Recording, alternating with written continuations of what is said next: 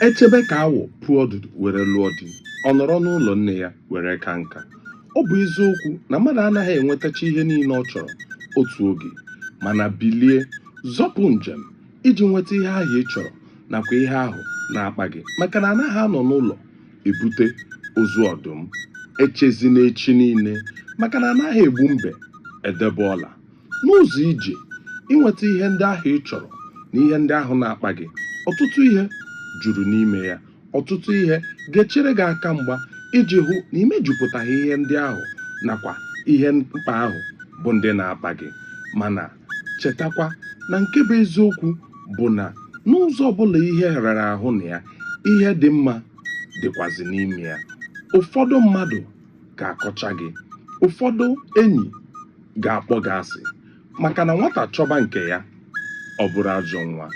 Kasie obi mgbe ihe ndị a niile na-eme, maka na ọ bụ naanị okenye nọ n'ụlọ ma diọkpara ọkụkọ. Ọ bụ naanị gị ma ihe ị chọrọ inweta nakwa ihe ị na-achụ. Bilie tata, zọpụ njem, maka na taa bụ maka mpịwa akịdị, echi ga-abụ maka osisi na oriri ya. Ka ụwa dị tata, onye awakwaghị ọgọdọ ya ọ bụpụ ya n'ukwu, onye echekwaghị nke ọ nwere ọ gbanahụ ya. Echezina echi, oge agafego mgbe a na-asị na echi ga-eweta ihe a ga-eri.